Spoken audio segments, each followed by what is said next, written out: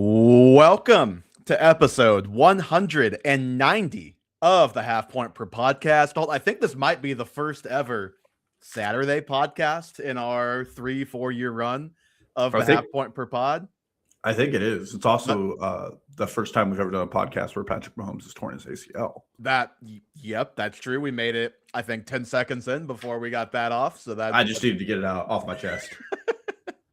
Oh man, yeah, that was tough. Also, for anybody out there, not why the podcast didn't happen on a Tuesday, Wednesday, or Thursday like normal, but we're here. It's Saturday. We're gonna talk some start sits for the week this week. Obviously, fantasy semifinals, big week. If people stop by and have any questions in the chat, we'll be happy to answer those as well. But we're also gonna look ahead because let's be real. I think if you're in your semifinals, you mostly have a pretty good grasp of what you're going to do at this point. So we're going to start looking ahead a little bit, probably in the coming month or two, maybe doing a little more dynasty content, a little bit of looking back at the season. But we're going to start with the top 12 for 2026. But that'll be a lot of fun. Dalton, how are you doing on this fine Saturday morning, I believe, or Saturday afternoon? We have Eagles Commanders at 4:00 today. Love that as a standalone game today. Yeah, no idea why we're doing that. I'm doing great. I'm really glad just the moment the Chiefs got kicked from the playoffs, we decided to move to 2026, and I'm happy to move that conversation forward and just ignore that the NFL is still playing real games. It's the offseason, baby. We're scouting. We're figuring out who this year's dynasty gyms are. I mean, hey, every year the Chiefs lose, the season's over right after that. Why is this year any different? I agree. I don't know what is different about it either. All right, let's get into the starts and sits real quick of the week. I'll start with my star of the week, and this is really probably going to come back to bite me because I'm playing against this guy this week in our main league, and that's Aaron Jones. I know it's been kind of a weird season for Aaron Jones this year. He had the injuries at the beginning of the year, which that obviously not weird. That's a pretty normal Aaron Jones experience. I think one of us, I think it was you, Dalton, may have had Aaron Jones as a bye a month or so ago. And like, he's been fine, but we haven't had any of the Aaron Jones explosion games this year. I think 14.4 is the highest point total he has. And I think there's a pretty good chance that's going to change this week. And at the very least, I think he's a really nice start to throw in there, even coming off of 5 straight weeks of single-digit fantasy points. He plays the Giants this week. And let me just run you through what running backs have done against the Giants over the last month. Last week, Bill, Jacory Crosby-Merritt, who, I don't know if you know this, had not done anything for a very long time, goes 18 for 96, scores a touchdown. The previous week, Travion Henderson, 11 for 67 and 3 of 19, and Stevenson, 12 for 40. So, I mean, over 100 yards combined from the running backs there. The previous week, Jahmyr Gibbs with arguably his best game of the year, 15 for 219 yards and 2 touchdowns. Also had 45 yards through the air and a touchdown. The week before that, Josh Jacobs, 7 for 40, got hurt very early in that game, if you remember.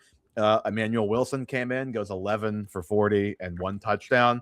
And then the previous week, DeAndre Swift, 18 touches for 98 yards. It was 13 for 80 and 5 for 18 through the air. So running backs of various skill levels have all produced. I would expect no different out of Aaron Jones against the Giants this week. Yeah, I agree with that. He's in a great spot to blow up.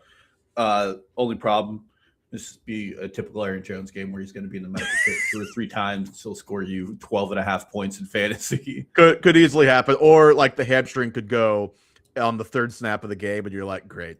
Yep. Like that is the downside on any given week with anybody, but like especially Aaron Jones. We've had that happen a lot over the years. Absolutely. I always scream for him run out of bounds.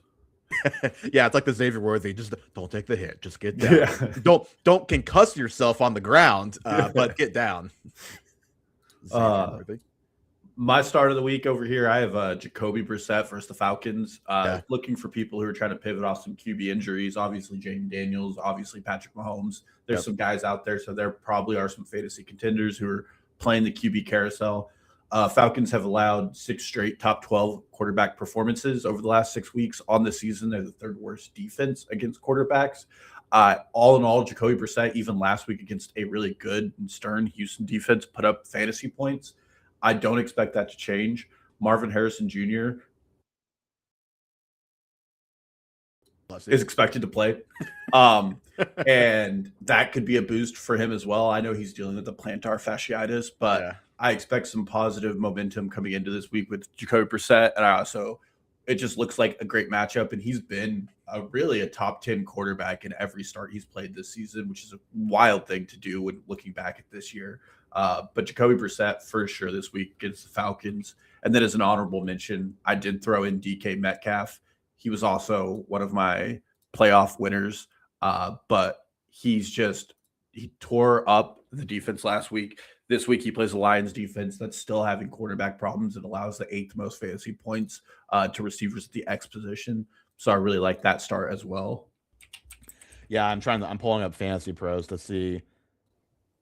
Brissett is QB 9 right now in their consensus ranks, and this is crazy to say because it's Joe Burrow and they're playing the Dolphins, who that matchup doesn't really scare you, but like I would have a very tough time deciding who to play in that matchup. And that's partially a Joe Burrow thing, but that's also partially a confidence in what Jacoby Brissett has done this year. And then like even other guys, he's right around like, I don't know, man, Lamar Jackson. You're not playing him over Lamar, but again, like those are the conversations he's in this week to where like if you have him and have not been starting him, you definitely should toss him in there in a great matchup this week. Yeah, well, and I mean with the Lamar Jackson, I probably wouldn't have the guts to do it in a fantasy semifinals, but like he's been so banged up and you can tell he's not playing at 100% right now that if you really, really didn't want to find out what that floor looks like for him, you might want to take the shot. He did look better physically last week, so that's good. They have the Patriots this week, which is a very tough matchup.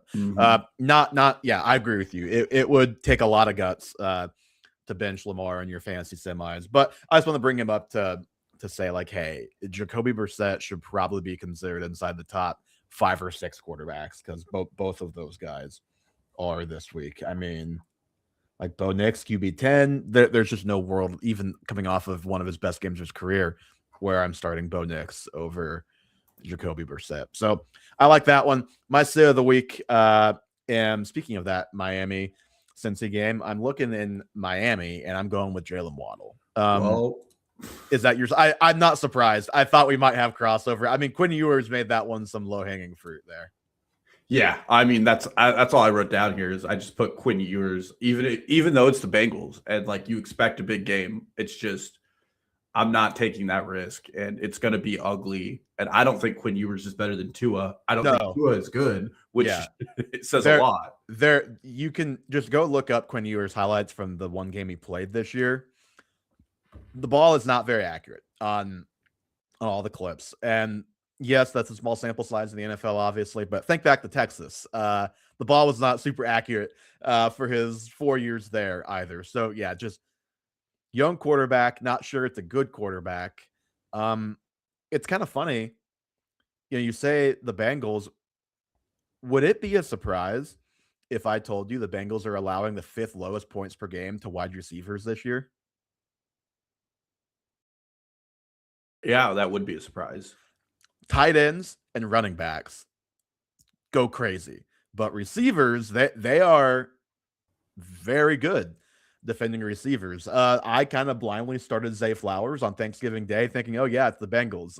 Nice negative 0.5 points for Zay Flowers in that game. And it's funny, if you look at his game log, he's been really good in every game besides that one for the last 6 weeks, neither here nor there. But yeah, Bengals, actually not a good matchup for receivers this year. Couple that with a bad quarterback and like a good tight end who should be in a good spot and a good running back who should be in a good spot against this team. I think the Dolphins will put up some points and some yards, but I think Jalen Waddle is probably the least likely of the big three.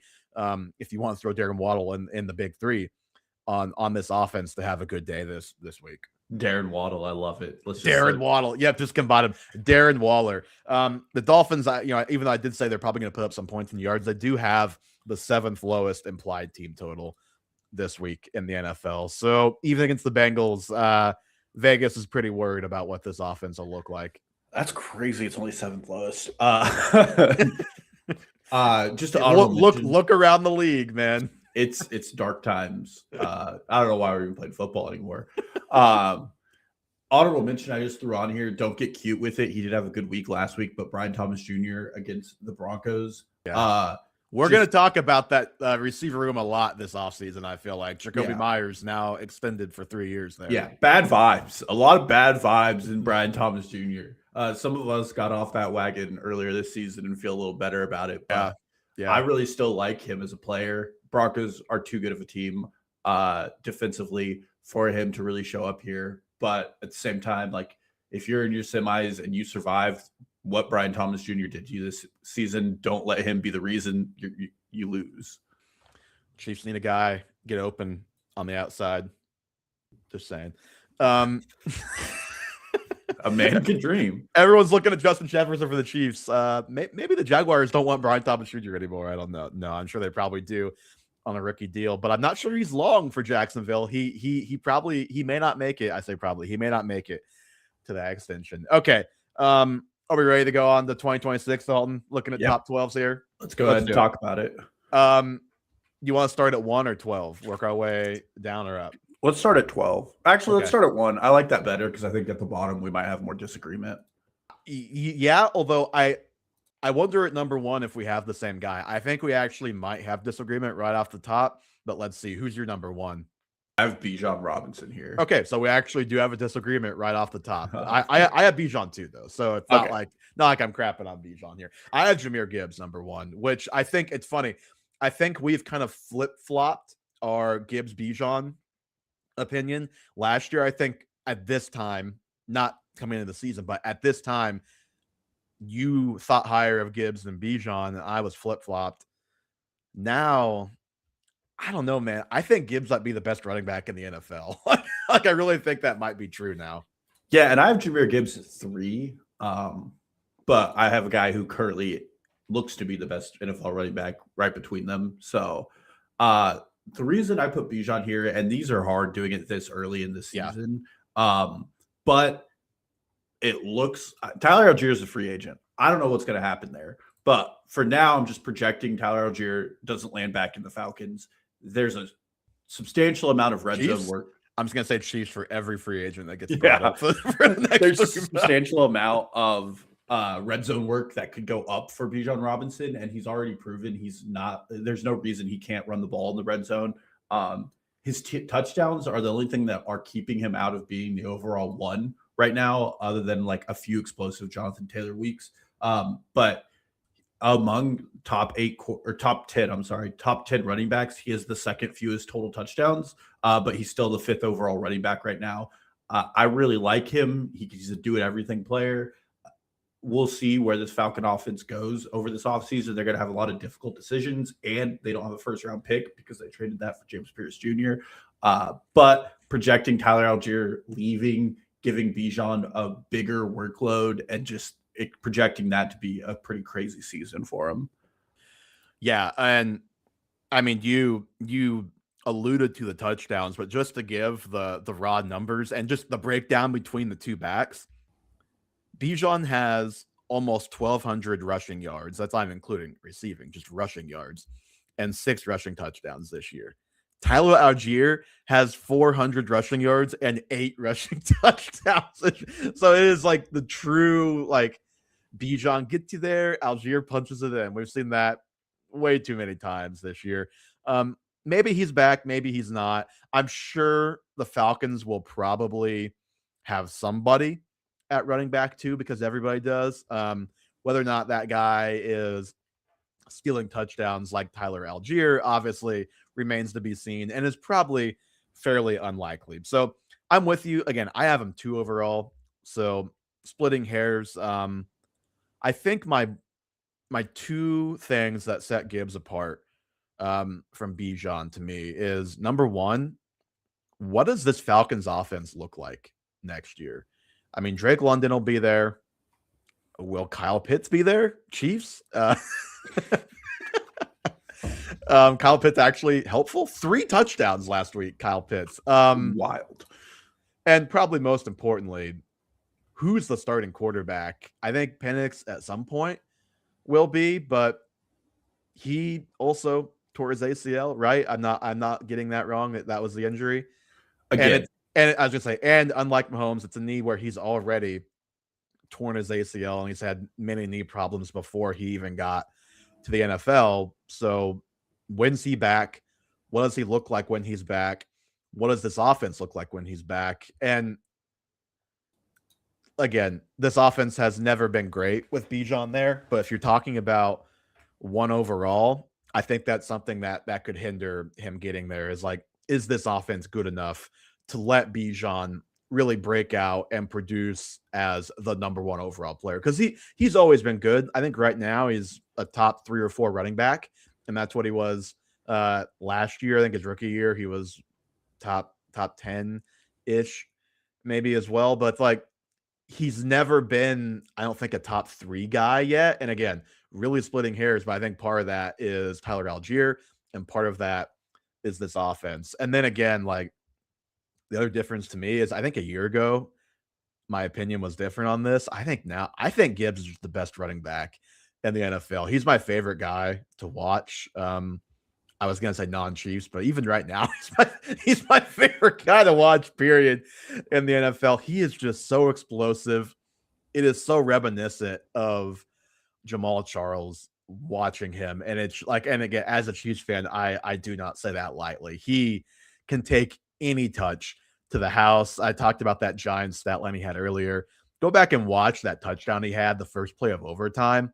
It is comical how fast he blows by the safety. And the safety is like, has a 5-yard head start on him and is running straight backwards. And Gibbs just still makes him look silly and beats him to the spot. He's just an unbelievable player. And this offense, even without Ben Johnson now year to year, I think you know what you're going to get in Detroit. Yeah, and I have Jahmyr Gibbs at 3, but between 1, 2, and 3, it really is splitting hairs and a lot of like, who do you prefer? David Montgomery's back. What I did right here is I don't think we've realized how much that workload has really flipped this season. Jahmyr Gibbs has a higher snap percentage in every game but one this season than David Montgomery. And that was one of my things for Gibbs. I have some more Gibbs talking points I can get to, but like, what happens with another year of Montgomery aging? He could still be this guy again next year, but he could also be a little bit worse. And what happens if Montgomery is just even a little bit worse and it shifts a little bit more towards Jahmyr Gibbs? Yeah, and that's part of my factor keeping him top 3 and putting some other workhorses below him. I'll put workhorses in air quotes here because some of the guys below him I have different thoughts on, but I have no doubt about Jahmyr Gibbs' skill. I do wonder if this is kind of a Dan Campbell special where he does prefer that 1-2 punch and it wasn't a Ben Johnson thing, and they bring someone in this NFL draft that can take away, and I don't know, bring Gibbs down to a 70-30 split with a new back. Obviously the thing about Gibbs, is he's so explosive that he doesn't need the 80%. But absolutely stellar player. Definitely worth the top 3 pick and easily in contention for the number 1 overall pick. Yeah, I wish. So there's always that stat. I feel like that gets tweeted out every week, like fantasy rankings in the last 365 days. I was trying to find that for this week because I think Gibbs might be number 1 overall. If I could find such a ranking, but I could not because he is making his way. He's up to like 3 overall right now this year, and he and Christian McCaffrey are starting to really close in on Jonathan Taylor. The thing about Gibbs, I don't know. Obviously, I know how good he is. I watch him. I have him on team. Like, you just look at his numbers, though, and I feel like the Alvin Kamara comp was one that got thrown out a lot early on, and maybe still gets thrown out. But you just look at the stats. Like, Kamara has done more as a receiver than Gibbs, although Gibbs has done a lot as a receiver. This dude right now has 1,100 rushing yards, probably going to end up 1,300 rushing yards, give or take, if he stays healthy the next couple of weeks. Could end up being 14 if he has a big explosive game. Like Kamara's never broken 1,000 rushing yards. He also has had double-digit rushing touchdowns every year of his career. Kamara's done that, I think, twice. Obviously, he had one game on Christmas Day where he had 5 rushing touchdowns. So he definitely did it that year. Like, as a rusher, this dude is a lot more accomplished than Alvin Kamara. And if there's even more there as a receiver, which I think we've kind of seen down the stretch this year, them using him more as a receiver. I think that Eagles game where it was like, hey, nothing else is working. We're just going to throw it to this guy at the line of scrimmage in space. He might be, along with Achan, the best player in space in the NFL right now. He's just freaking ridiculous. And just if you look at he and Bijan this year, he's at almost 2 more points per game than Bijan this year. 1.21 points per touch leads the NFL. To give you an idea of how ridiculous that is, Kenneth Gainwell is number 2.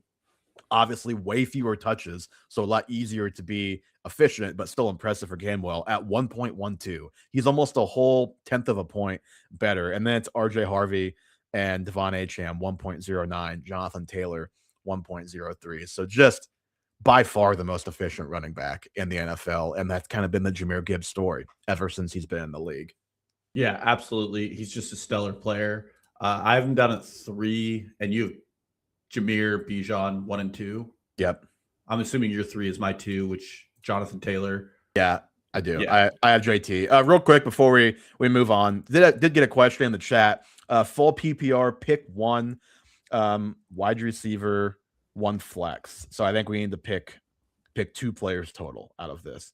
Aaron Jones, Chris Godwin, Jaden Reed, Khalil Shakir. I think we both probably agree Aaron Jones, based on him being my star of the week and you liking the call, would be a pick. I think I'd still go Chris Godwin out of that group as well. Dalton, I don't know what you think, though. Yeah, I would also go Chris Godwin. I think he's finally come back to health these last couple of weeks. He's dominating better in target share. They play a Carolina defense that hasn't been stingy to wide receivers. And as for Buffalo, they're playing Cleveland, so that's just going to be probably a low-scoring affair, especially either of those games. I haven't looked at the weather forecast. Could just be absolute blizzards or abysmal. Yeah. Weather forecast ignored. Aaron Jones, Chris Godwin. I think that, like, Shakir and Jaden Reed are both guys that can go off any given week, but just so, like, they could also both have 3 points and play, in Jaden Reed's case, 38% of the snaps, and it wouldn't be surprising. Whereas I feel like at least with Jones and Godwin, injuries aside, you have some floor there. Okay. Number 3 for me, number 2 for you, Jonathan Taylor. Since you have him ranked higher than me, I will let you go first on JT. Yeah, I mean, there's not a lot to say here. He has the most yards in the NFL. He has the most touchdowns in the NFL. He's the highest scoring fantasy player in the NFL. This Colts front office, since losing Ballard, since losing their owner, has become incredibly aggressive in making moves. I don't think they're going to sit by this offseason after seeing what Daniel Jones could do and not put another competent quarterback in that spot. And most importantly, they traded 2 first-round picks for Sauce Gardner. So this is a team that, whether it's Daniel Jones and they feel good about the health, or it's another quarterback, I don't think we're going rebuild at quarterback because they made a Super Bowl trade this year. Yeah. I feel really vindicated as well in my feelings about Shane Steichen over the last 3 seasons. I think he is a really good coach. He got the best out of Daniel Jones we've seen for 12 weeks of the season. And a lot of that relied on Jonathan Taylor being how good he was this year. Among all running backs, he's second in explosive plays of 20-plus yards a game. Among all running backs, he leads them in carries of 40 or more yards. He is just an explosive big play machine. He was the one that moved this offense up and down the field. Among all running backs, he's first in EPA per play. There are only 5 running backs that have a positive EPA for their offenses this NFL this year, and his is at a whopping 1.2. Jonathan Taylor just truly has willed them through some games. You think about the overtime London game where he scored a touchdown to tie it. He scored a touchdown to win the game. there's just no doubt in my mind that the Colts are going to put together a functional offense that he can operate in, and that's all he really needs to ask for this coming off season. So it's just hard for me to push him down much lower than the top 3. Yeah, and I think that was the offensive concerns, like the ecosystem, were the only reason why he was where he was coming into this year, which was closer to the 2-3 turn. Because, well, and he has had some injuries throughout his career. Knock on wood, he's been healthy this year. I think everybody knows when he's healthy, though, he's one of the best running backs in the NFL. And you even think about the Seahawks game the other day with Grandpa Phil starting at quarterback, who, bless his heart, he did what he could. There's just nothing on those passes. And so they can only do so much as an offense. I was watching that game and it was like, man, Jonathan Taylor has no room to run. They're putting 8 guys in the box, and this dude's still able to scratch out 6, 8, 10 yards on some of these runs. He is just so good vision, can make you miss in a phone booth, and of course is big, fast, powerful, like all the physical attributes you could ever want. So yeah, all you like if you're building a running back, just like from a physical profile, it's he and Saquon Barkley are the 2 guys that you look at. Yeah, let's not get it. We're almost in the offseason. I don't want to get into the legs of Jonathan Taylor, vision of Alvin Kamara. I hate those damn tweets. Every season they pop up too. To be clear, I wasn't trying to do that. I was trying to say just the entire player. You just triggered me into the dark season that we'll be heading to once the NFL season is over. But let's debate Saquon Barkley or Jonathan Taylor legs. No. Embrace debate, Evan. Who'd you put it for? Well, real quickly, I just want to say on JT, if we did this after the London game, he probably would have been number 1. It would have been really hard not to put up number 1. Obviously, that offense had started to slow down a little bit, and the quarterback got hurt. So I think there are real reasons to ding him a little bit to 2, 3, 4, whatever the case may be. But this is still an elite player. Dalton, to your surprise, there are still a lot of people who are very locked in on the 2025 season. We've got a couple start sits that we can run through real quick. First, at quarterback, Baker Mayfield or Caleb Williams this week. I need to pull up a sheet just to see the schedule here. So Caleb Williams plays the Packers. Yeah, don't like that. Baker Mayfield plays the Panthers. I think that just answered the question. Yeah, I'm going to go with Baker. Next up, Jalen Waddle or Ladd McConkey. Obviously, I have Waddle as my sit of the week this week. I would like to double check. Ladd plays Dallas. You got to go Ladd here. You got to go Ladd. Next one, Carter or Estime. That's a tough one. I'm going with Michael Carter. Yeah, I'm going Michael Carter too. Yeah. I don't know what Estime shouldn't be in the consideration. I'm just going to say that. Yeah. And they play the Falcons. Like the Cardinals are going to be able to move the ball. Not that the Broncos probably won't in their game as well, but it's Sean Payton. Like if Harvey's not out there, or like who knows what's going to happen in that backfield. Those questions were all from just one person. We have another one here. 0.5 point per reception, start 1.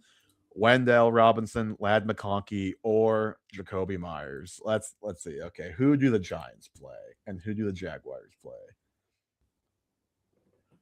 Giants play Minnesota. Jaguars play Denver. So I am again leading Ladd McConkey on this one. I don't hate Jacoby either. Yeah, it's a difficult matchup for Jacoby, but he's been pretty amazing. I would probably lean towards Ladd though. You know what's funny? I went over to my Fantasy Pros tab, and I bet that's what this poor person's looking at right now and just can't decide. It is 23, Jacoby Myers, 24, Wandale Robinson, 25, Ladd McConkey. I agree with you. I think I'm going Ladd as well. That one really feels like one of those where you're destined to make the wrong. Yeah, you're call. damned if you do, damned if you don't. That's a really tough one. But the Cowboys matchup is a really good one. Okay, number 4. I have James Cook. Is that different than what you have at number 4? Yeah, we're gonna have some disagreement here. James Cook Who do did you have at 4 not real quick? make my top 12. What? Yeah. That's absurd. Yeah. Who do you have at 4 real quick before I have Puka Nacua. Okay, so I have Puka. So this is not a surprise to me. I always lean more running back. You always lean more receiver in the overall top 12s. That's not a surprise. James Cook not in your top 12 is shocking to me. I mean, he is. What is he right now? He's 6. He's running back 4. Oh, that's standard. Let's go half. He's running back. He's running back 6. He's averaging 18 points a game on one of, if not the most run-heavy offenses in the NFL. You know, it came down to him and your boy, just so you're aware, for the final spot. Who's my boy? Josh Jacobs. Oh, so, well, I have Josh Jacobs higher than the final spot, too, so, okay. Embrace debate. Like, I think James Cook, over the last year and a half, obviously there's been more volume. I just think you watch him run, and he has gotten better and better. He looks a lot like the other Cook, Dalton, at times, with just the quick change of direction, ability to make guys miss, can get through creases really well. Very explosive player. And again, the Bills run the ball as much or more. I don't have the number right now, but they have been one of the most run-heavy teams since Joe Brady has taken over as the offensive coordinator. And I just don't see a world where that changes a lot unless he's not there. Like, how is that receiver room going to change? Or unless they go out and get somebody in free agency, which I don't see how that's going to happen. I don't know what their cap situation is, but I know the free agency situation is not fantastic at receiver. And then are they going to find somebody in the draft? They drafted Khalil Shakir, but I don't have any more faith in them than the Chiefs going out and drafting the wide receiver 1. Like, I think this offense is going to look and function much the same next year. Yeah, I just don't believe that this offense is going to continue to run through James Cook, and I'm projecting it has for a year and a half though. Yeah, and they just haven't figured out the wide receiver position. But the thing is, like right now, their offense is at its best when James Cook gets going. That's when the offense is at its best. And again, like, how are they going? What do they really have to figure out the receiver position this year? Well, they're going to have draft capital. They're going to go to the draft. And secondly, I mean, I would argue in the playoffs, it's going to become apparent that you can't run an offense through James Cook and win games that way. I mean, you're going to want to run it through the second best quarterback in the NFL. The Chiefs aren't there, and that's the only team that consistently has beaten them in the playoffs. Obviously, is the Chiefs. I don't know, man. The Colts. But no, I don't believe that James Cook. So among running backs in the top 15, he has the second lowest rush yards over expectation. Here we go. Oh, Dalton's using numbers. And I don't think that he's been as productive as we thought overall on a season-to-season basis. I don't think he's a bad player. He was almost my 12. He's second in the NFL in rushing yards right now. Absolutely. And I certainly have him as a high second-round pick, but I don't think I'm going to invest in that as a top first-round player and trust that the Bills are going to continue this philosophy going into 2026. I wish that this is one of those times where I wish we still were on StreamYard so I could easily share my screen on here. So I'm just going to visually spell out this graph for you and for everybody else. There was a Ben Baldwin graph. I'll send it to you offline after the show. A Ben Baldwin graph where it was pretty much like, it's one of those where you want to be one of the top left or top right. It basically shows how consistent a guy is and how often he breaks big runs. And ideally you want those to coalesce into like, this guy is consistently breaking off big runs. To give you an idea, Jahmyr Gibbs was kind of far left, which not super consistent, but he's breaking off big runs more than anybody. James Cook is top right, meaning he is both breaking off big runs and he's extremely consistent. So that doesn't really vibe with the rush yards over expected. So I'm just not sure what to do with both of those things. What I do know is when I watch him, I think he's a great player. The numbers tell me he's a great player. I really don't see why the Bills, outside of an offensive seat change at coordinator, are going to have a huge change in philosophy. Just because I don't think they like. I don't trust them to draft the wide receiver one. I don't think they're going to go sign that guy. I think they've had pretty good success running through James Cook, making life easier on Josh Allen, who won an MVP last year when they did that. Yeah, I just don't think that he's going to continue to be. I mean, again, he's right outside my top 12, but I mean, guys like I even have Devon Chain over him, and we'll get to some of these guys later, but Christian McCaffrey are guys that I just have to have over him. Yeah, CMC is defensible. I have him fifth. And the thing is, like, that's just like I don't know what to do with him, because if you tell me he plays a healthy season, he's going to finish higher than that. But also, he's on pace for over 400 touches this year. He has had a lot of seasons where he's not healthy. So I just don't know what to do with him. And I do only have 6 running backs in my top 12. So it's not like I'm putting James Cook outside of a top RB1 position. It's just, like you said, we have philosophy differences in how we approach. My top 5 guys are running backs, and then 6, 7. I have 7, and I actually have 6, 7. I have my 12 spot. I actually left it blank, but I know who I'm going to put there. But I had such a hard time figuring out who I was going to put at 12 that I just left it blank and wanted to throw a few names out there before I gave mine. But okay. Yeah, that'll be a fun one to monitor. James Cook, top 12 overall. I mentioned CMC. I have him 5. Did you say you have him 4? Seems you have 9. Oh no! Oh wow! Okay, so you have Puka 4. That's right. Okay. Yeah, we now hit the wide receiver, and then CMC range. Yeah. I have Puka as the number 1 overall wide receiver on my list. Again, I did this last year. I think he was my number 1 overall player.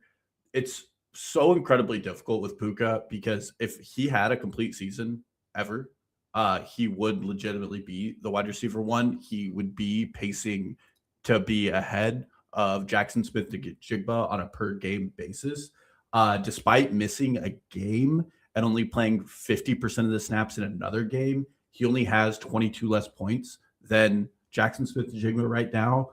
The guy is just a phenomenal player. He would be pacing for 2,000 yards this season if he had played every game. Weeks 6 and 7 are really the weeks that hampered him.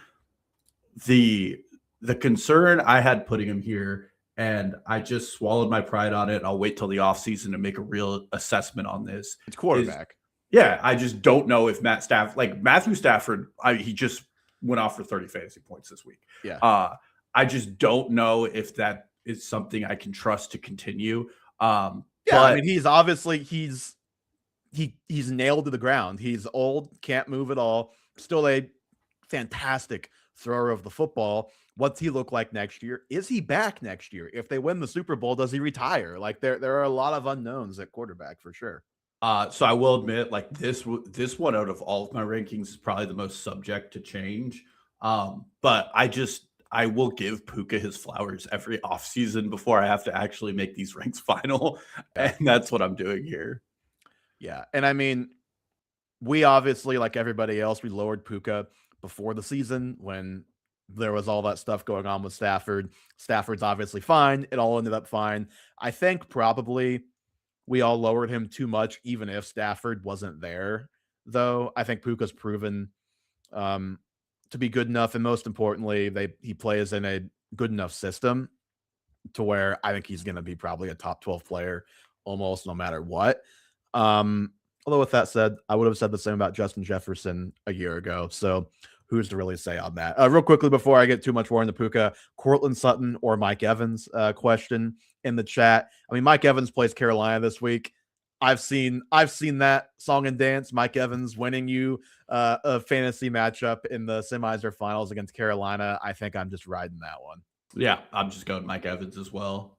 I have Puka 7 overall. I have him as my wide receiver 2. It's funny. I actually can't see what his average is. He has played his week 16. Nobody else has, so I can't see what his updated points per game is. I could do that math, but he just had like 1 million yards and 1 million touchdowns and 1 million points. Yeah, he's this week. currently at 18.1. That's what he was coming into this week. He's probably improved that um, quite a bit. And for me, like you said it, the quarterback stuff, the injury stuff, that to me is the tiebreaker between him and JSN. You know, Sam Darnold, yeah, there's obviously questions. Can you win a Super Bowl with that guy?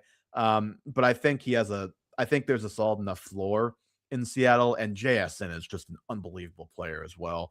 And just a little bit safer on a week to week health basis. Like anybody can get hurt, but Puka routinely leaves the game 2, 3 times, has had a lot of injuries like before he even came into the NFL that were a big concern. And obviously, he hasn't missed major time, but he has missed time and just again gets has you get the blue medical tent alert if you have Puka on your team a lot. So those things are me nitpicking, but again, at the very top, that's kind of what I had to use as the decipher between he and JSN. Yeah, he's at 19.64.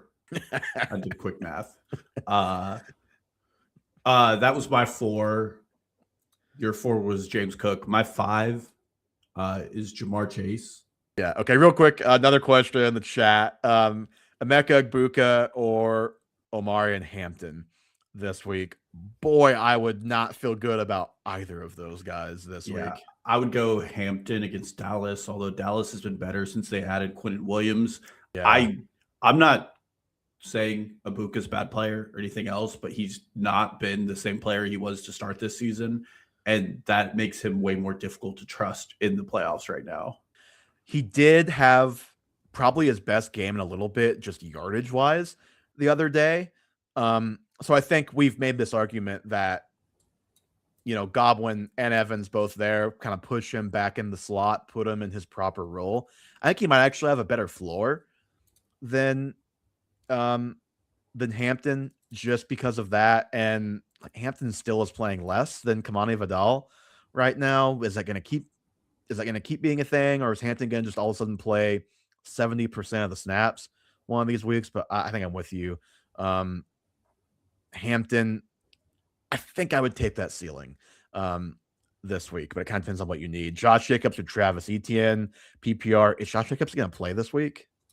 I think it's still up in the air. I think I would lean Etienne plays the Broncos. If Jacobs goes, I'm playing Jacobs. But Etienne plays the Broncos, but Tutin's not playing, so he's gonna have a lot of volume. I think I'm going Travis Etienne. Regardless, I think Jacobs is pretty banged up right now. Okay, I'm losing track of where we're at in the ranks. 5. So yeah, 5. I have CMC. Not a ton to say. I mean, if you could guarantee me a healthy year or even like 14, 15 games, he probably would be higher. He's the RB2 right now, closing the gap on Jonathan Taylor at RB1, like I said earlier. Just to put some totals on that, to kind of put that into perspective, 922 rushing yards, 820 receiving yards. He might have a thousand season this year, 14 total touchdowns. He's going to hit 2,000 total yards, obviously, pretty easily.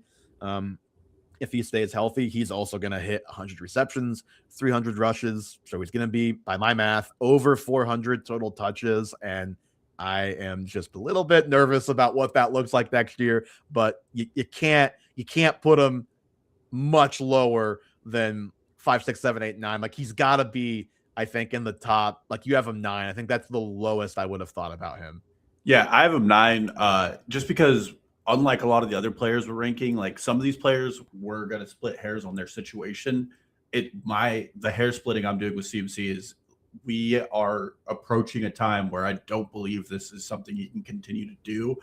I mean, he could prove me wrong and I'd be happy to, but I think he probably has the highest risk of any of the players we've discussed here. Yeah. And that's just why I put him lower.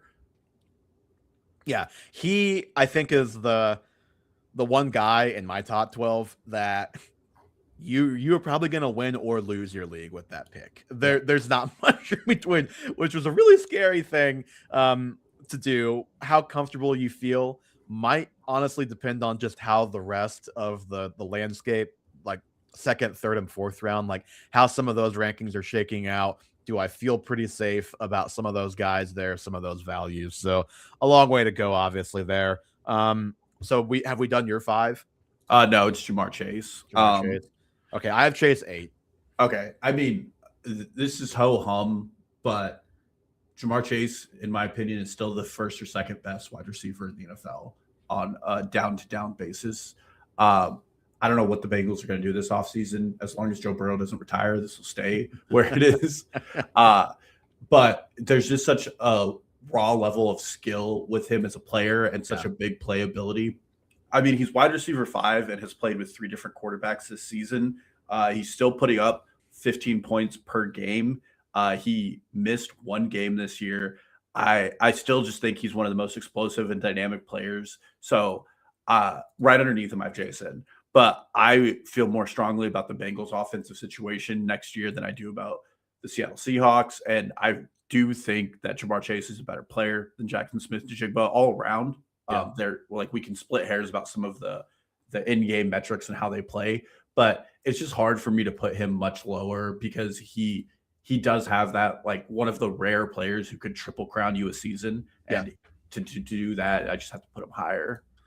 Yeah, I mean, I have him 8 behind JSN at 6 and Puka at 7. I don't disagree with anything. That it really is splitting hairs with those guys. I think I just do feel better about the Seahawks situation. Maybe this is just too much recency bias and punishing Chase, to the extent that ranking a guy 8 is punishing him.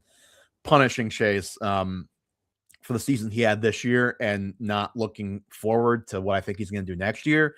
I don't know. Like, I think if you do get him at 8, that's probably going to be one of the best values of any draft. If you get him 7, 8 overall, from week 5 on, this guy's been the wide receiver 2 on the season. Now, obviously, both JSN and Puka just had pretty big games the other day. We'll see what he does this week. Even with Burrow at the beginning of the year, it was uneven for the Bengals offense, which is not surprising. And then the Bengals offense was just broken there for a couple weeks until Joe Flacco came in and saved the day. I'm with you. I still think he is one of the best receivers in football. I do think he's better than JSN. I don't know. It's just tough for me to see what JSN has done this year and rank him below Jamar Chase. Well, and this is just an interesting stat about Jamar Chase that Scott Barrett tweeted out like 2 weeks ago. Do you know in his career, Jamar Chase has only had 2 top 12 performances in the fantasy playoffs? Well, I know when one of them was. Yes. But I saw that tweet. And I was like, I wonder if that colors some of the expectations people have of him. Nothing really actionable on that. It's obviously just a small sample size and unluck. Next at 6, I had Jason. Guy's incredible. He's such a smooth route runner. This is like, again, I'm nitpicking and I'm probably being a little more rude here, but I don't believe in Sam Darnold still. And to do this again next year, you really have to prove it to me again. And the bottom of that offense does look pretty bad. They have been so reliant on Sam Darnold being an efficient passer. They're 31st in the NFL in rushing success rate. Mm-hmm. And the Seahawks, definitely a great team this year, but like Sam Darnold is miraculously top 8 in turnovers, and he's had like 7 turnovers in the last 4 games. I'm not going to like. I think he's done 6 picks against the Rams in 2 games. Those are a lot of his turnovers. I'm not going to one-to-one him to Daniel Jones, but this just feels like a player who's kind of punching above their weight class for a while. That's not to say like Jackson Smith-Njigba is going to be wide receiver 38 with Sam Darnold playing at a lower level, but to keep up on this 2,000-yard pace and to do that season over season is just more difficult. And I just put 2 guys above him who I think are more well-rounded players, and QB in Los Angeles incoming have better offensive situations. Yeah, like JSN has just been incredible this year. The way they've unlocked him as a down the field weapon. I mean, this guy came in, everyone thought maybe not slot only, but that was like by far the strength of his game. He obviously still does that and does it well.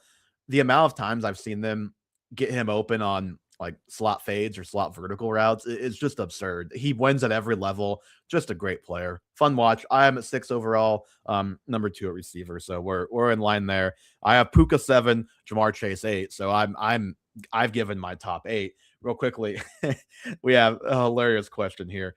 Starts it off with ugly one.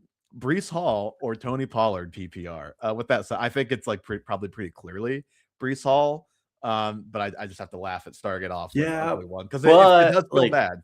what are the Chiefs going to put out there? I mean, No, I see the argument to be like, well, the Chiefs have given up. do you know who the Jets play this week? I don't. They play the Saints. So like, what are the Saints putting out there? Okay, well that's Brees Hall. Yeah, Yeah. I'll go with Brees Hall. And like Tajay Spears exists, whereas really nobody else like that exists for Brees. I don't know. Isaiah Williams is making me feel some type of way. Is his last name Williams? Did you just make that up? The guy from South Dakota. Is it? Hold on. Maybe I'm thinking of a different player. I was talking about Isaiah Davis. Yeah, Isaiah Davis. He's on my dynasty roster. I could not remember his last name. I know. Because I was looking, I was like, man, I could pick him up right now. And of course you had him. Okay, we can really quick go through my 7 and 8 since we already hit yours. Okay. 7, I have CD Lamb. That's interesting. Oh no. So in my empty spot at 12, I do have CD Lamb written there in pencil. So he's there. He's in my top 12, but barely. I just, again, we're doing a lot of forward projection. We don't know if George Pickens will be back. I mean, they got to franchise tag him, right? I mean, you would think, but it's Jerry Jones. CD Lamb has 2 games where he hasn't scored double digits in half-point PPR. One of those games, he put up a 0. The other one, he put up a 9.5. Yeah, and the 0, he rolled his ankle at the very beginning of the game. Yes. You're stealing my thunder here. He's just one of the most consistent players in the NFL, and there's still, I really feel like, a ceiling that we haven't seen CD been able to hit, whether it be for injury or for the offensive environment. I really like Dak Prescott as well as a quarterback for fantasy purposes. And if there is no George Pickens there, we're talking about a massive increase in target volume. If George Pickens is there, CeeDee Lamb is still putting up. He's averaging 13.4 fantasy points per game. It's unfair because they're including the 0. I think it bumps up closer to like 15 if you take the 0 out. But just really like CeeDee Lamb. He's a great player. He's one of the more consistent players. When I was just looking around at some people's way too early top 12 rankings, like there were people putting Malik Neighbors above him. There were people just a lot of. I didn't even. Malik Neighbors is not even in my others receiving vote. He's not in mine either, just so we're aware. And like George Pickens, who scored more points than him this year, I don't think either of us are even going to sit here and make a case for him as an honorable mention. No. But just really love CeeDee Lamb, and I think he really needs to be there. Did I skip my 7? Sorry. CeeDee Lamb is my 8. Oh, okay. My 7 is Amon-Ra St. Brown. Okay, real quick on Lamb. He has averaged 14.6 points per game since he came back from injury, and that's even including him kind of, I don't want to say he had 19 when he came back, but then it was like 11, 12, had a nice game, 15, had his 9.5 that you mentioned. Like, he hasn't had any big explosive games, and he's still averaging 14.5 points per game. So yeah, I'm with you. He's very safe, and that's why I ultimately put him at 12 over a couple other guys I was thinking of. It's like, okay, I probably have to put him inside the top 12. He is still that level of player, and even if Pickens is there, I think he's good enough to where he's going to be in that range. So you have Amon-Ra at 7. I have him at 9. And I mean, there. Mr. Consistent right in the middle of your draft. It's weird to call him Mr. Consistent. He's a wide receiver 3 right now. Like I looked at 3 top 12s. He wasn't in any of them. Yeah, so did I. I looked at a bunch of top 12s and he wasn't in there. There's just no argument to be made about Amon-Ra St. Brown not being like a top 10 quality wide receiver in the NFL. And for fantasy, he consistently produces. Any league you're in that has any sort of PPR or half PPR scoring, he's even better because he's a target machine. Like there is, and if your league, if your league cares about touchdowns, which I think they all do, he has had double-digit touchdowns for 3 straight years. Now that's not a super sticky stat, but it has been for him, and I think that's partially because he's one of those guys that is exactly where his quarterback thinks he's going to be, especially against zone coverage. Yeah, and some players, I wrote this down because it was bothering me. Some players that were above him that I highly disagree with across the board. in some top 12s I looked at. Devontae Adams, Nico Collins, AJ Brown, and Michael Pittman, all in separate. Michael Pittman going first round was insane. But Michael Pittman? Yeah, you're telling me, brother. It's early in the season. We'll talk offline about Michael Pittman. Yeah. Ooh, oh no. I just want to know who did it. Yeah. So all across the board, he should be in the first round. That wraps out my 7-8. My 9 was CMC, so I think we're on your 9. Okay, my 9's Amon-Ra St. Brown, and I actually really battled between him and Jamar Chase at 8. I went with Chase. It just didn't feel right to have Amon-Ra ranked ahead of Chase, even though he has finished multiple seasons ahead of Chase at season's end. He just doesn't quite have. He doesn't have the Triple Crown upside, probably. Yeah, he doesn't have the sparkle that Jamar Chase has. That's true. And you know what's funny? He has this. I almost have reputation, but I think people just think of him as like this ho-hum, like not exciting, not explosive player. And like visually, yeah, he might not be as explosive as a Chase, a Justin Jefferson, even a Puka Nacua after the catch, but he's good after the catch. And until Puka just had his 40 whatever point game, the best receiver performances this year were Trey Tucker, who nobody started when he had 37 points or whatever it was. Nobody. Literally nobody.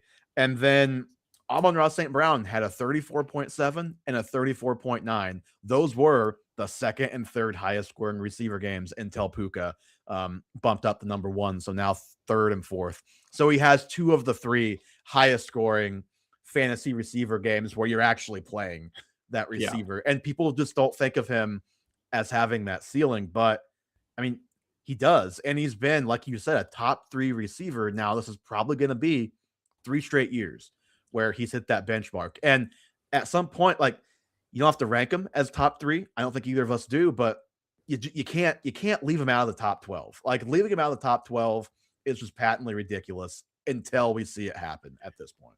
Yeah, but if you put this year's stat line and just change the name to Jamar Chase, people would be talking about that 0 game as an aberration and how he's actually the wide receiver 1 and he'd be everybody's 1.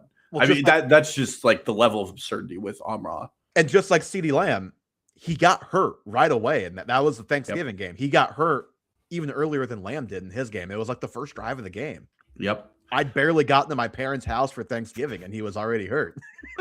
It seems like every time you leave your house for a football game, something disastrous happens. Although I was at my house for the Mahomes game. So my house isn't always a safe haven. Number 10 for me. Are we at your 9? Have you given your 9? My 9 was CMC. Okay, 10 for me. Devon Achane. Is that where he's at for you? I know you still have him on your list. Nope. I've got him down to 11. Okay. Like, I just think at some point we've got to, we just can't deny it. And with Devon Achane, we just can't deny it anymore. No.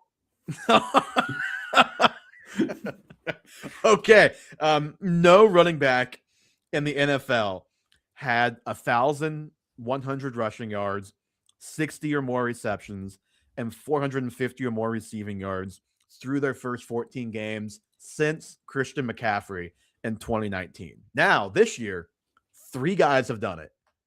It is Jahmyr Gibbs, it's Bijan Robinson, and it's Devon Achane. So, like, he just has to be in the top 12. He, unlike some of these other small, like for example, what sets him apart from Bucky Irving is he gets all of these screen passes and just gets so much volume in the passing game, and he's just a little bit more explosive. And also, the Dolphins have one of the best designed running games in the NFL. So maybe if his coach isn't there, that's our crack. That's how we can doubt Devon Achane next year if Mike McDaniel is gone. But as things stand right now, you just have to put the guy in your top 12.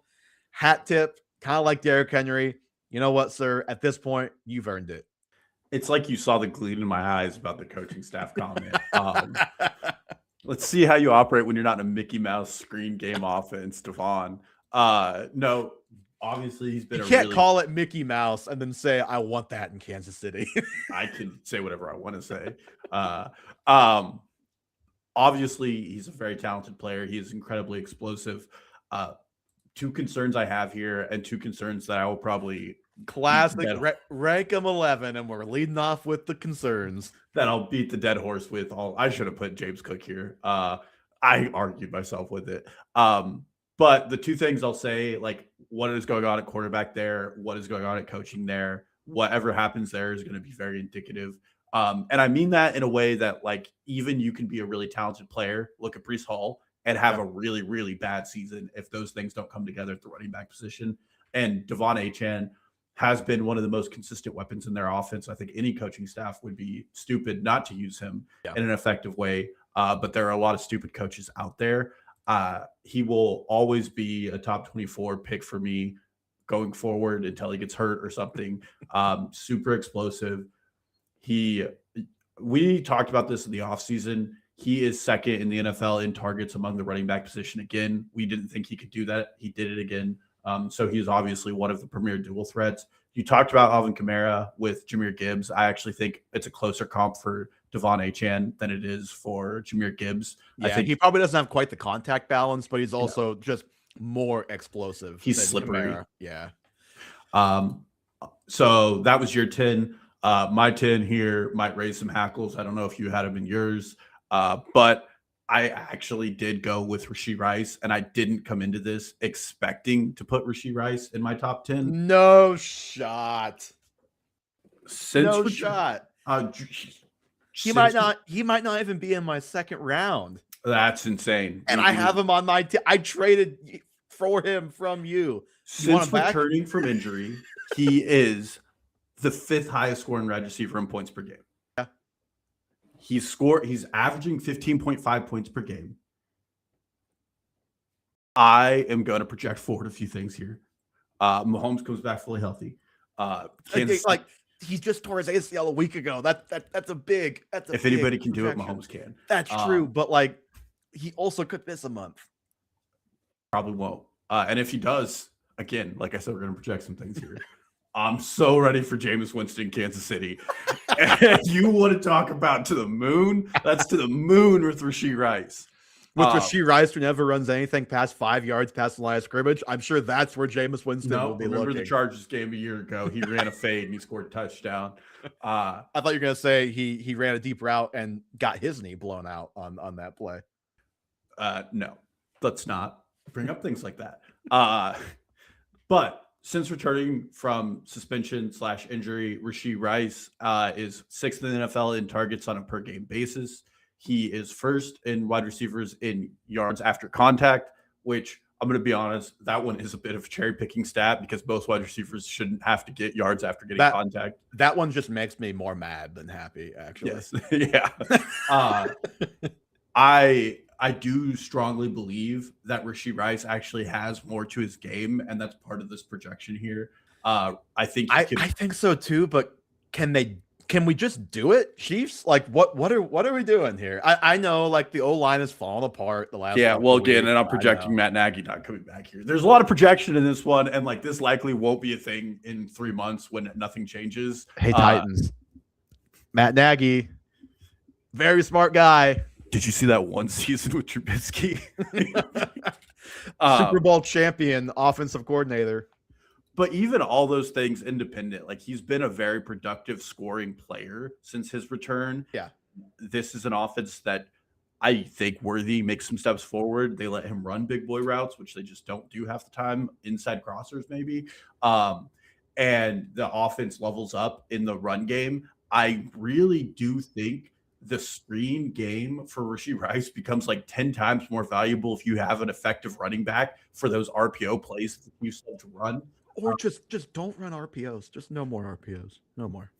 I shouldn't have put this on here because it's clearly triggering Evan. Yeah, so I hate that you're making me have to talk about the Chiefs right now. I did not consider Rice for my top 12. I will say, like, I was being a little bit dramatic when I said I don't have him. Like, he'll be in my second round next year, I think.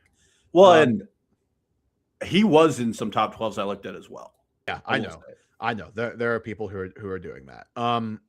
I'm right here. Yeah. There are people who are doing that. So I have a lot. to say. I'll try and keep this as brief as I can. Number one, obviously, we don't know what the health of Mahomes looks like next year. That's the biggest thing. Is Kelsey back? I don't know. What's that look like in this? Like, I don't know. I don't know those things. The Chiefs, is it scheme or is it receivers? Like, what's the bigger issue in the lack of production? And like that can tie into the O-line issues, which obviously have been really magnified by everybody but Creed Humphrey getting hurt in the last 6 weeks. But even independent of offensive line, these guys have not gotten open against man coverage. And Rashee Rice is not your traditional like boundary receiver can beat man coverage. He's a good receiver. And like he is probably a more explosive, but not as good Amon-Ra St. Brown. If both those things can make sense in your head, I think that's kind of what he is. But is that a number one offense? Because one of his other big flaws that's been on display is catch the freaking ball, man. He's had a lot of drops, a lot of big drops in the last month. Like everybody on that team has. I know, but if you're going to be the number one guy, you got to catch some of these passes that he hasn't caught. And now he has produced. He and Mahomes willed them to that Colts win. So like, it's not like he's done nothing, and they certainly use him a lot. But my concerns with Rice are, is he the number one receiver on this team next year? Do they go like, will he be? Yes, probably. But do they go out and try and add to this receiver room? What's that look like? I mean, the Chiefs are going to have a pretty high draft pick. Are they going to take a running back? Are they going to take a receiver? Or is it, something else completely? And do they add another receiver later in the draft? Do they sign somebody in free agency? I don't know. Do they trade for somebody? Because like, I think everybody looks at the Chiefs and see, $45 million over the cap. Like they can't do anything. Well, they restructure Mahomes. That makes up almost that entire amount of money right there. They're cutting Jawan Taylor. There's $20 million in cap savings right there. And then there's other things like they're going to have money to spend, not a ton, but they will be able to get some guys this offseason. So like, I just don't know if Rashee Rice has proven enough in the things you need to as a number one receiver that they're not going to look to add to this receiving room. And now like, yes, they just need more guys, whether it's a 1, 2, 3, whatever. But like, I don't know. I just don't know what that receiver room is going to look like next year. And I just wish I saw more from Rashee Rice. And this is not all his fault. This is just how they've deployed him. But is this a Chiefs mistake, or is this Rashee Rice has these limitations mistake because they just don't use him past 5-10 yards? He's shown us some flashes, but like, it's tough for me to put him over some of these other receivers when I don't know that about him yet. Yeah, I'll say a few things and then we can get off our Chiefs therapy session. One, I think I already think this, but I think it's a deployment issue with how the Chiefs run their offense. It's certainly a big part of it. Two, maybe, hear me out, getting a guy who's coached wide receivers before would be helpful. Yeah, not a running backs coach at a wide receiver coach. It's crazy that Rashee Rice plays like a running back. And then third, again, we're projecting Kelsey not returning. I think regardless of where the weapons are added elsewhere on the offense, gives Rashee Rice a really clear spot. The best quality Patrick Mahomes has in his game right now, or before he tore his ACL, was finding holes in zones. And the only player that's been able to consistently match that kind of vision Mahomes has, other than Travis Kelsey, has been Rashee Rice in spurts, which is why I think that this makes a ton of sense for this ranking. But we can jump off the rest of the Chiefs doom and gloom talk. Yeah, I think I could probably talk about this for 90 minutes. But we'll hop off of that. Couple questions in chat, and then we'll get to my 11, 12. Actually, I've already given my 12, so just my 11. I think actually, is Josh Jacobs the only guy we both have not given yet? Yeah, because my 11 was Devon Achane. Yeah. Okay. Real quick. Couple questions. Who should I start? Need one receiver plus one flex plus one running back. And we're picking a lot of your guys' lineups here. I really hope we're not leading you astray. Full PPR. Mike Evans, Jalen Waddle, Christian Watson, T. Higgins, Chase Brown, Bucky Irving. I think to make it easy, Mike Evans, Bucky Irving. I think those guys are both locked in. Like, I think probably Chase Brown, right? Like, would be next guy. Yeah, isn't Christian Watson out this season? Nope. It looked like he was maybe going to be. It was a lot less severe than that. I don't know if he's playing this week. He must be because he's in the question. But yeah, like I think the real decision would be Chase Brown versus T. Higgins, and I think Chase Brown's the safer pick. Yeah, and I think you're looking at Bucky and Mike to get you the big explosive points there. Who knows with T. Higgins? A player actually, just for some fire, I thought about putting in my top 12 because I actually do believe you could make a strong argument for it, injury barred, but we'll leave that for another time. I think he and Rashee Rice should be of similar value. I just value them both less than you do, clearly. Okay, next one. This is funny. It's a three-parter.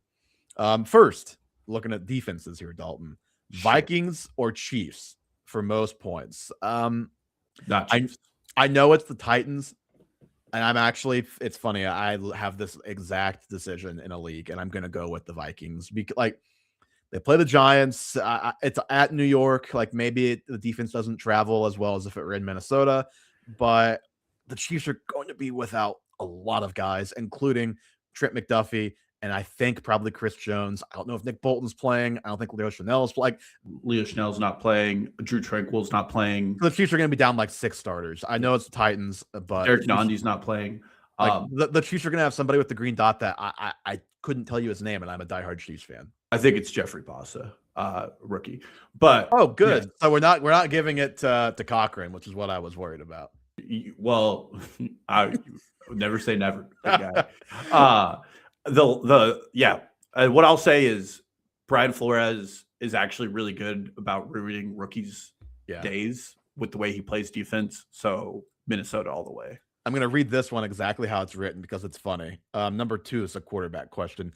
Joe Cool, LeBum, or Young Tyler versus Hopeless Jets for most upside? ? Okay, I'm going to be honest. I think I'm going LeBum. Who's Young Tyler? Tyler Shulk. Okay, well, he shouldn't be in there. And I wouldn't call him Young Tyler.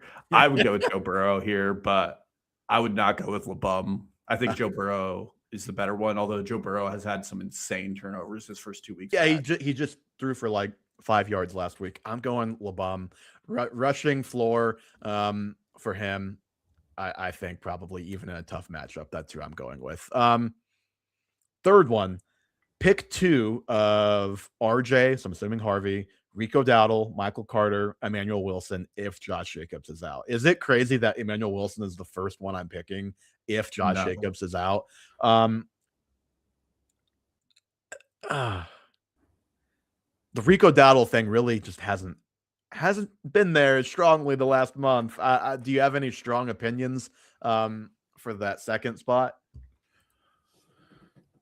Probably RJ Harvey. Yeah, I mean, they play Jacksonville. Not a terrible matchup. Yeah, I think it's RJ Harvey. That's tough. Yeah, it's tough. Good luck in your semifinal matchup. Okay, Josh Jacobs, my 11, you're 12. Everybody who has listened to this for any length of time knows my feelings on Josh Jacobs. Don't have to dwell on it here. I mean, he's the RB7. Has missed some time with a knee injury, has played with a knee injury, still the RB7.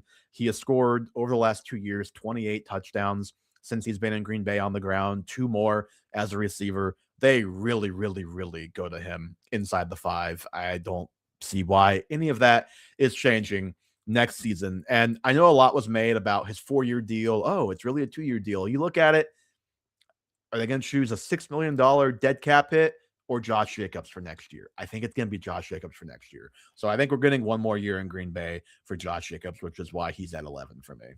Yeah, I mean, this is the second most effective rushing offense in the NFL, 16th passing. Like you'll notice almost all season, no one's been asking which Green Bay wide receiver to start. Yeah, because there's actually just not an answer. Well, they all keep getting hurt besides Dobbs, but their passing attack has been middle of the road. They are winning their games. One, because their defense is incredible. Rip Micah Parsons. Two, because Josh Jacobs has been so incredible on the ground. Earlier, I mentioned there were 5 running backs who had a positive EPA per play in the run game. Josh Jacobs was third on that list. Yep. And he's doing it just chunking yards. He's not explosive, but you get the addition of the chunk yards, the passing game upside where he has been explosive. Flashback to last week where he had the toe tap turnaround touchdown catch. Yeah. All around, like, he's proving he can catch the ball and he's just a great player. Like, there's no reason to take him in the top 12. And he's at the end of this list because he is a little older. And I mean, if you've listened to this podcast long enough, you know how I feel. So it just brings a tear to my eye that you're talking about him as a pass catcher, because remember, that was our big sticking point with him when he was younger. It's like he didn't catch any passes at Alabama and didn't really as a rookie. So can he catch the ball? And he didn't catch passes for 4 years in the NFL, Evan. I was right. Turns out, Raiders issue. Okay, 12 for me was Lamb. 12 for you was who again? It is Jacobs. 11 for me was HN. 11 was HN. So I just wanted to throw a couple names your way, and just ask you if you can see a world where they will be, maybe not necessarily by you or by you as well, but if they'll be in the conversation at 12. Justin Jefferson. Yes. Obviously not on the list. So, okay, go ahead. I went to war with myself over this one, and he will likely end up in my top 12, likely over Rashee Rice. That was the two I was debating, and I figured some Chiefs talk would be a little more fun today. You know, not sure that was true, but Ashton Jeanty. No, although a ton of people put him in their top 12. Okay, so yeah, no for you. I think yes for the general public. He's going to be a yes or a no for you. I think he's a yes. I think I could talk myself into him around that top 12 spot. Like, I do not think this year was an Ashton Jeanty issue. He was firmly inside the top 12. We will see what happens in Vegas this offseason. Like, I'm not saying it's locked and loaded, but like, he's a guy that I could see if things fall a certain way, I could see myself considering it. Vegas would have to have a really good offseason for me to do it. I don't think it is a Jeanty problem either. I'll agree with that. Breece Hall. Well, he's not on the list specifically because I don't know where he's going to go. Chiefs had some interest in Breece Hall. I read in The Athletic, $10 to $12 million might get it done. So what if he's the Chiefs running back and it's not Jeremiah Love? Well, depends if we have Matt Nagy. I'm just going to level with you right now. If we have Matt Nagy, my Panthers next year. What if he's the Dallas Cowboys running back? Ooh, that would be insane. So he would definitely be in my top 12. Breece is going to be an interesting name to watch this offseason, obviously, where he goes. Kyren Williams. No. And I consider them because I just think you kind of have to. And I know, dude. It's annoying. I mean, but we're kind of seeing a Corum resurgence. There's a Corum crowd growing. Yeah. Corum did almost cost him the game with the ball going off his face. They obviously he's done that multiple times. Lost anyway. Obviously, Kyren, not a stranger to costing the Rams a game either. Last one, Jeremiah Love. Are we going to do it again with the rookie next year? I know for you and I, probably not. I mean, maybe if he goes to like Chiefs, Cowboys, or somewhere crazy, he'll be in our conversation. He's probably going to be a guy that people are putting there, right? Though, like I assume he's probably there for people right now. Yeah. Well, and some guys I had here, Mr. Running Back guy over there, Bucky Irving. Yeah, he's definitely one to consider as well. Oft injured, didn't have a great season, but on a per game basis, he was really good. Drake London. Saquon Barkley, by the way, another one I forgot to mention. I just didn't know what to do with him. Yeah, neither did I. In the same line, AJ Brown. I'm not thinking about AJ Brown in my top 12 next year. I'm not doing it. I have to do this. George Pickens. No. He'll be a mighty fine second round pick. Mighty fine second round pick. Maybe. Javonte Williams stays in Dallas. No. Not thinking about him top 12. Okay, and then the last one, And this one I had to put like an asterisk next to. Ramondre Stevenson is cut. Travion Henderson. Nope, not doing it. Okay. No. I just said that. What about last one? But I think people, TM people will consider Henderson the top 12, especially if Stevenson's not there. Last two I had to put on here because I did see some of them, especially the first name. But Trey McBride or Brock Bowers. Absolutely not. Just unless you're in a tight end premium league, guys. Like, the reason why Trey McBride is such an amazing value or like amazing for your team this year is because you got him in the 4th round. Okay, but Trey McBride is the wide receiver 4 on the season. I'm just not, because like, think about the year he's had to have. Like, is he going to do that again? That's the thing.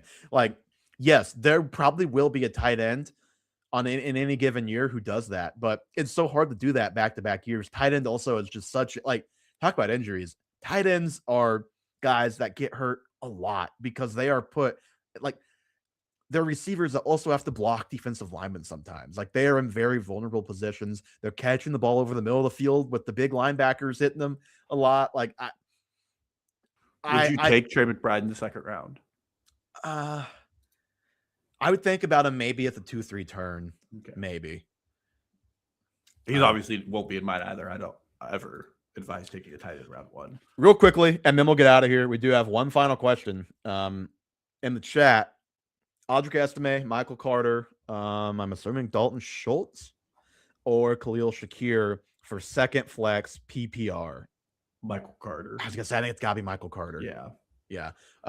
Good matchup against the Falcons. We'll bring it back where we started it. Start your Cardinals against the Falcons this week, Dalton. That is going to do it for episode 190 of the Half Point Per Podcast. Give us a follow, Twitter, Instagram, and TikTok, Half Point Per Pod. Subscribe to the YouTube Half Point Per Podcast on the off chance that we do go live on a Saturday. You are able to be there and ask your question because we will answer any question in the chat.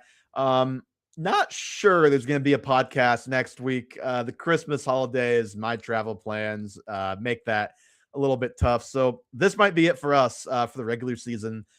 We will have some more future focused shows throughout the off season. Of course, give us a follow, all those platforms, anywhere you subscribe to your podcast. We are there. Spotify, Apple. Give us a review, subscribe to us on there. Thank you all so much for listening all year long.